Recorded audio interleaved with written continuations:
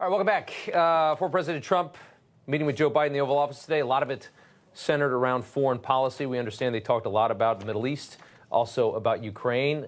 And Joe Biden's foreign policy regime may go down as one of the worst and most disloyal in history. We have yet another pro-Iran scandal to report tonight. A CIA official charged and arrested in Cambodia Monday for leaking highly classified intelligence to Iran about Israel's military operations. We keep seeing this again and again, whether it's from the Biden State Department or in this case coming out of the CIA. The Iranian terror regime has gotten very wealthy thanks to Joe Biden. During the campaign, they worked to have Trump assassinated, as you know, fearing his return to Washington. They failed in this. So what does Iran do now? And what does the next 4 years look like? Reza Pahlavi is the exiled crown prince of Iran, and he joins us tonight. And, sir, it's good to have you back on the show.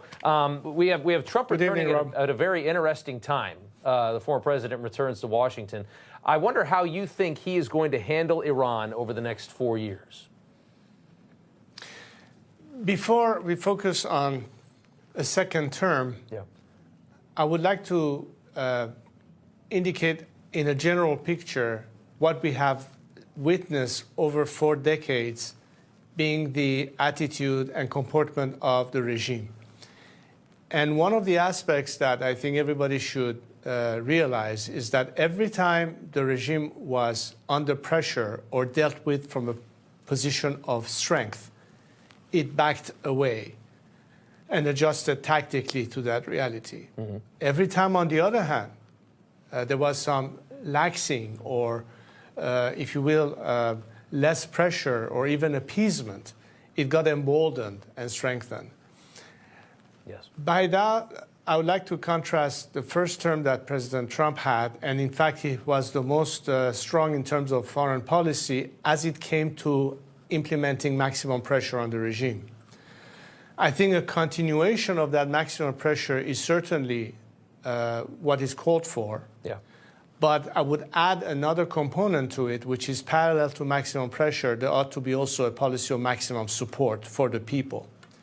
Because ultimately, if change is to happen, it will have to be at the hand of the Iranian people. But they are facing an extremely brutal regime, and they cannot do it completely defenseless and with not any help. And I hope that's something that will build into his foreign policy. Well, that's what I want to ask. Because this is the regime that's supporting, you know, the bulk of the terror in the Middle East. This is the country that is making that entire region such a liability for the West, for the United States. I mean, Iran is the cancer.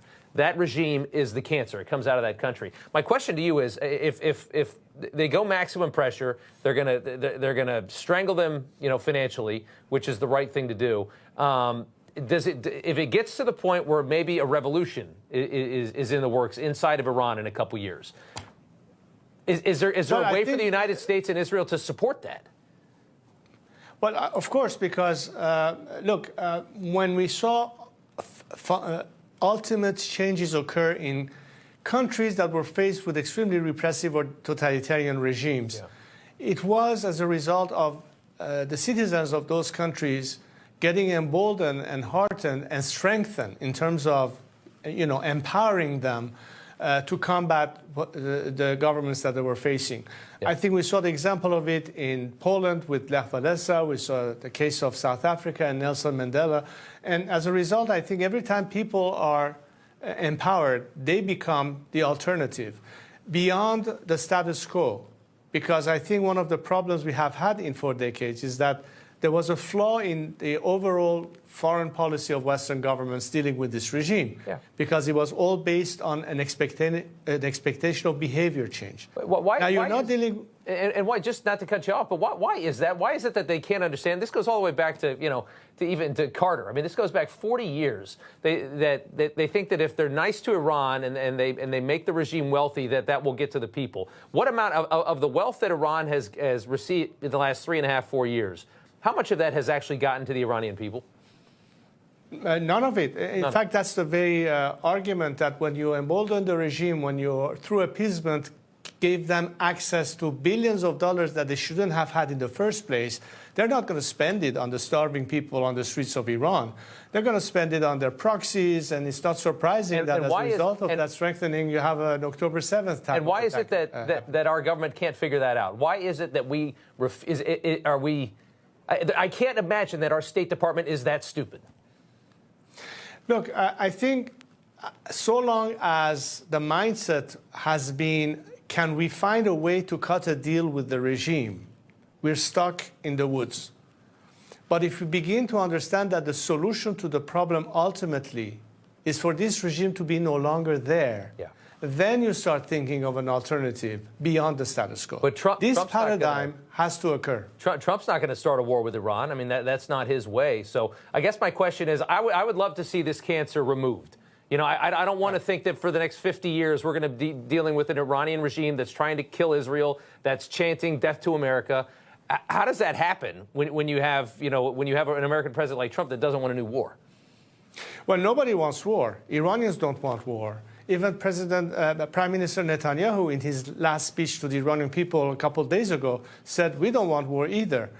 But the solution is to be on the side of the people because they are, in fact, the element of change. I think in the overall mindset in America, perhaps a lot of people are weary of America's involvement in the region and they want out.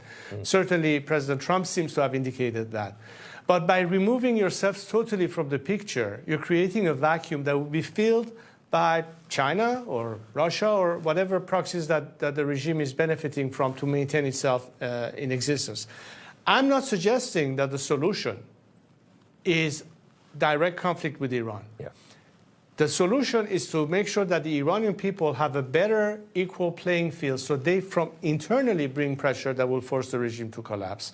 Because a different Iran will be an Iran that is seeking peace and collaboration with its neighbors as opposed to calling for the destruction of a country or its citizens. And that should be the foundation of the approach to the Iranian solution, which will ultimately make America breathe easier, not by deploying its fleets to maintain stability, but depending on a nation that is freed from a regime that, unlike them, celebrates martyrdom and death, whereas we want to celebrate life and peace with our neighbors in the region. Not an external regime change. It has to be organic. It has to be from within, and then supported and nurtured by the West, by Israel and the United States.